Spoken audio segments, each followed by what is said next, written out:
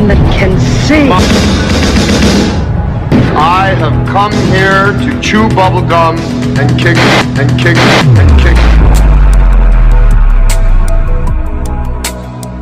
People began moving out of Africa and settling in the Middle East, in Palestine. Before that time, the stratigraphic record in Palestine indicates that it was very sparsely populated. But these new people appeared, called Natufians, and there's considerable argument about where they came from.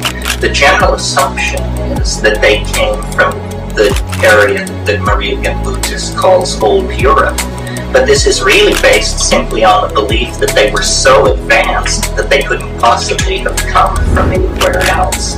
When in fact, an analysis of the wall paintings of these people and an analysis of the pottery seems to indicate that they came from, that these were African peoples.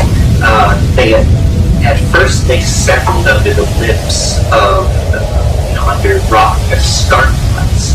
This is exactly the settlement pattern that we see in the Tseling Nadjer Plateau in Algeria, where there are actually paintings on the rock walls dated to 7,000, 8,000 BC, where we see shamans with mushrooms sprouting out of their bodies, thousands of them. Later, these same people settled at Çatalhöyük in southern Turkey. Çatalhöyük is 3,500 years in advance of any other civilization on Earth at that time. The chief investigator of the site, James Millard, called it a premature flash of complexity and brilliance, and it disappeared mysteriously. The motifs may have been transferred to Crete. Now we are the sad inheritors of this situation. The mysteries survived in a very attenuated form for several millennia in Crete, and Crete then became the bastion of the mystical impulse, since we have an absolute obsession with the alteration of consciousness. And I believe it's because we are in a state of, I don't know, call it trauma, denial. We as a species are the victims of a dysfunctional childhood. We were torn from that which gave life meaning by climatological and cultural factors which forced us then into the nightmare of history.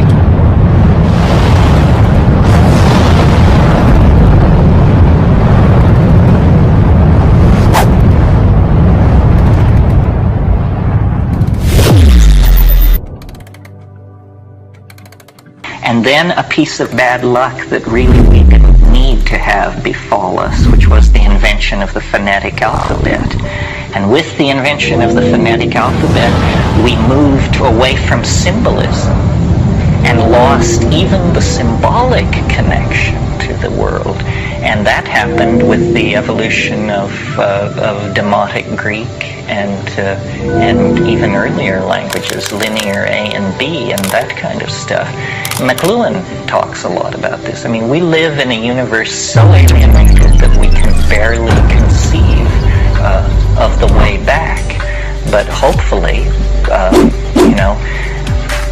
archaeology is a wonderful thing. I mean, we are actually, as I said to you last night, digging into the stratigraphic layers of our past and reconstructing these ancient intellectual machines and setting their gears turning and seeing how it works. And hopefully, when we recover, we're like amnesiacs. We're like people who don't remember who we are or where we came from, and we just wander mumbling through the streets of our cities, foraging in garbage cans and frightening other people. And yet, if we could wake up, and archaeology and the rebirth of an awareness of the goddess and the pushing of science to the point where its irrational foundations become more clear. This is all part of a program of awakening of an archaic revival that will then make us part of the living world rather than a disease, a parasitic force upon it.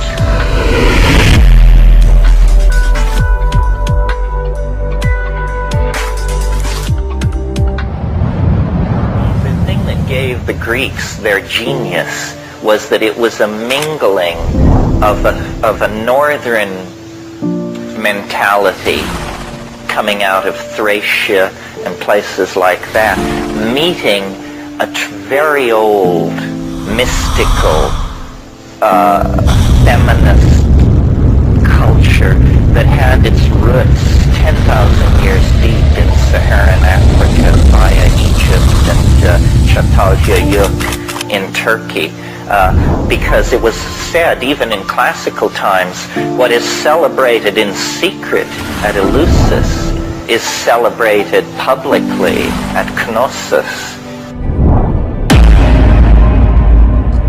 If any of you are interested in it, well, something that should be said, see, we have a distorted view of how culture developed and what classicism really meant, because for the past, throughout the 18th and 19th century, European scholarship spent a huge amount of time distorting and erasing the debt of Greek civilization to Africa.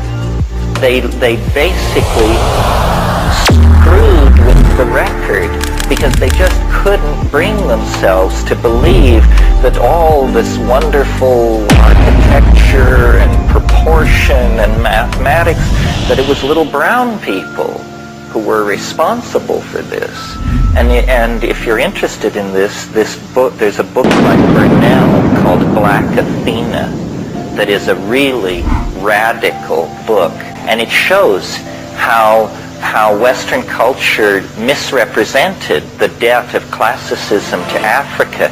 I mean, they could tolerate the idea of Egypt as long as you always made sure, you know, that these people were white as the driven snow. Well, it's a bunch of malarkey. I mean, it was a thoroughgoing black culture, and everything was derivative of it right up until, I don't know, the Byzantine Empire or something. I mean, Plato freely acknowledged his debt to this stuff. It was just that it was unswallowable to late European culture.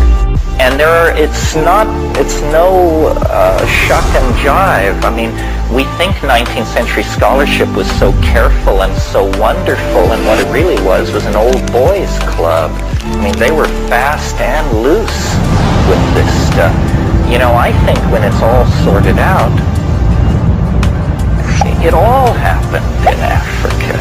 I mean, language, religion, symbolic activity, theater, all of this stuff was in place in Africa in the Saharan grasslands, which then, because of drying, these people were forced into the Nile Valley and into a different cultural style.